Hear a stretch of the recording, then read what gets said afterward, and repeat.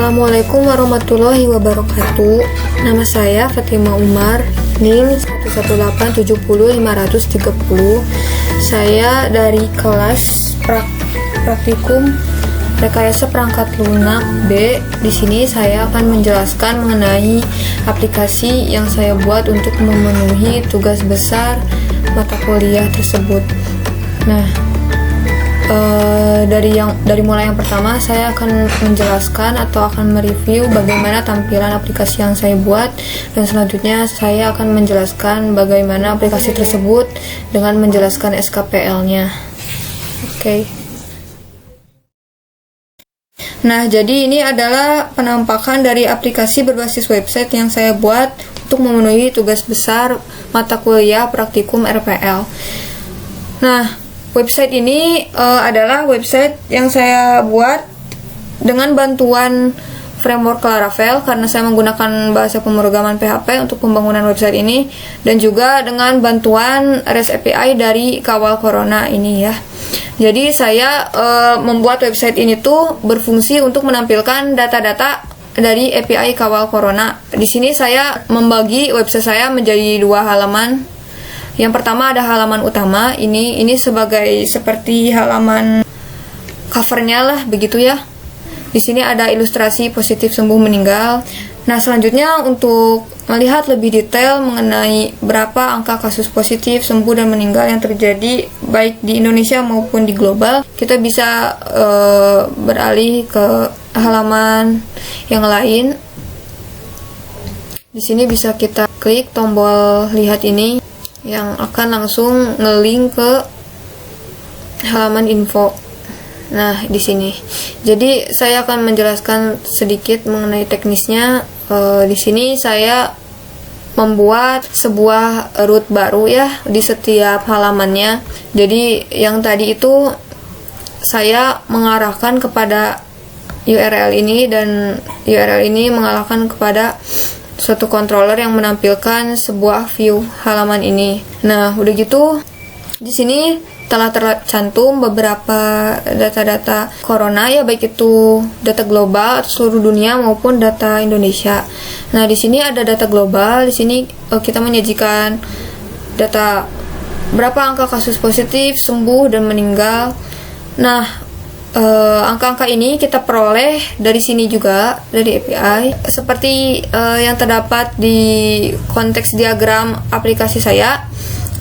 Jadi saya membuat sistem ini meminta respon kepada API Kawal Corona pada skrip Laravel saya, dan setelah itu API Kawal Corona mengirimkan data-data yang saya minta dan menyajikannya di sini. Tentunya saya panggil terlebih dahulu. Selanjutnya di sini ada penampilan informasi angka data Corona Indonesia juga yang sama-sama saya peroleh dari API Kawal Corona.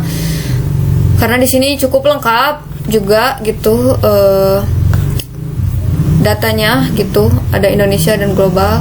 Di sini saya menampilkan jumlah positif di Indonesia, jumlah sembuh dan meninggal, dan di sini juga sama intinya positif sembuh meninggal, tapi di sini dikategorikan menurut provinsi. Jadi kita bisa melihat setiap provinsi per provinsi itu berapa angka-angkanya gitu. Di sini ada 33 provinsi juga. Nah, jadi inti dari aplikasi saya itu adalah menampilkan data yang sistem saya telah request dari REST API kepada user.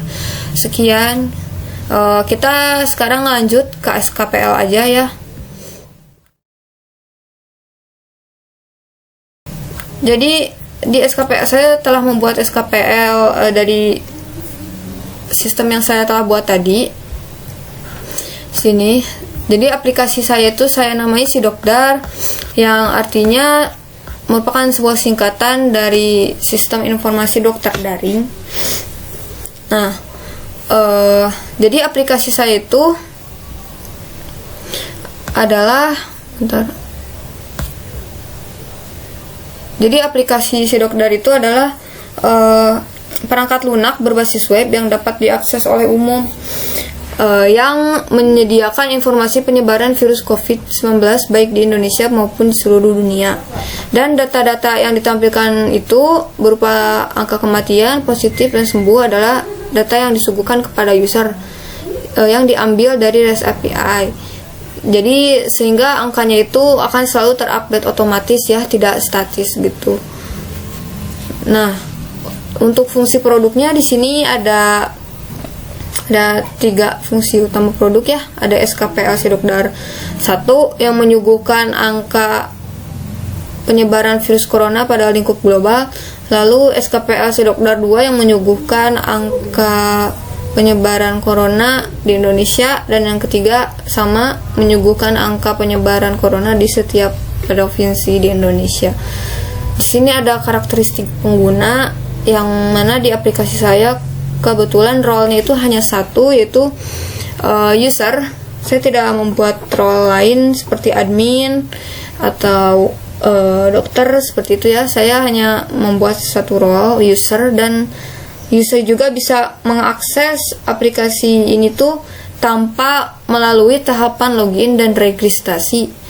Jadi mereka di sini bisa langsung melakukan tugas seperti melihat angka kasus global, melihat angka kasus Indonesia, dan melihat penyebaran di tiap provinsi di Indonesia gitu.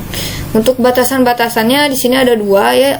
Jadi pengunjung pada website Sidokdar itu hanya bisa mengakses data yang tersuguhkan dari API. Jadi di luar itu tidak, karena kita hanya mengambil dari situ, dari kawal corona. Dan yang kedua, user tidak diberi akses untuk mengubah data-data yang disuguhkan, karena kita tidak membuat menu untuk user menginputkan data seperti positif berapa kayak gitu. Jadi kita di sini batasan aplikasi kita hanya menampilkan data, bukan untuk menginputkan data kayak gitu. Makanya tidak ada role admin juga, karena tidak disediakan fitur untuk menambah atau mengubah data. Setelah itu, lingkup operasi di sini kita menggunakan sistem operasi web based dan menggunakan scripting language PHP dengan bantuan framework Laravel 7. Lalu di sini ada kebutuhan fungsional dan kebutuhan non fungsional. Untuk fungsional saya mencantumkan kebutuhan itu untuk menampilkan angka kasus corona di lingkup global Indonesia dan provinsi. Dan untuk kebutuhan non fungsionalnya di sini ada data terintegrasi dengan API kawal corona dan sistem dibuat menggunakan Laravel 7, yang kebetulan 2 kebutuhan ini antara fungsional dan non fungsional sudah tercapai semuanya. Lalu kita masuk ke diagram konteksnya. Di sini bisa saya simpulkan dari gambar diagram ini bahwa sistem Sidokdar ini meminta respon kepada REST API kawal corona untuk beberapa data yang saya pilih gitu, seperti tadi data global, data Indonesia, dan data tiap provinsi. Dan setelah itu API itu mengirimkan data-data yang tadi, mengirimkan respon ya, bentuknya respon, yaitu berupa data-data yang tadi telah kita minta gitu kepada sistem. Jadi dikirim balik itu datanya kepada sistem Sidokdar. Setelah itu Sidokdar menampilkan data-data yang tadi diperoleh dari REST API kepada user atau pengunjung website ya. Adapun data-datanya lebih detailnya bisa dilihat di sini, dan juga langsung di website yang saya tadi, bahwa ini ya data-data yang sebenarnya saya minta itu dari REST API. Nah, ini juga ini data-datanya tersebut. Lalu kita balik lagi ke SKPL. Nah, di sini ada data flow diagramnya. Jadi dalam data flow diagram seperti biasa kita menjelaskan mengenai proses-proses yang terjadi pada sistem kita. Di sini karena aplikasi saya termasuk aplikasi yang sederhana, hanya ada 2 proses di sini ya, yaitu mengambil data API dan menampilkan informasi pada user.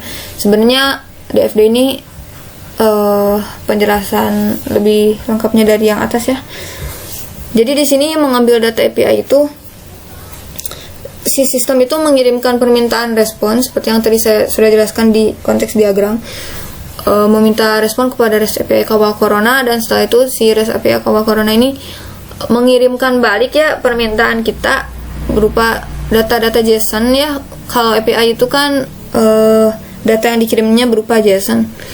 Di sini ada angka positif kematian dan sembuh di Indonesia dan lain-lain gitu. Nah, JSON yang dikirimkan ini diolah oleh sistem kami menjadi sebuah array yang bisa ditampilkan.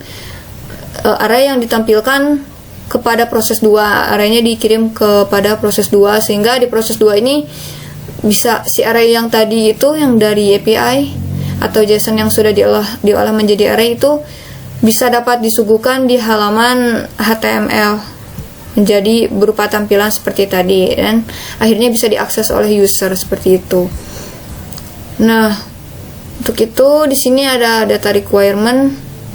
Itu data yang bersifat statis, ada data tampilan, fitur, dan halaman. Karena di sini sudah saya jelaskan karena tidak ada menu role admin ya, jadi sehingga kita tidak bisa menambahkan fitur. Biasanya kan kalau ada menu role admin itu admin bisa menambahkan fitur baru atau menu baru pada website gitu kan. Karena ini tidak ada, maka ketiga hal tersebut bersifat statis atau langsung dari codingan begitu ya.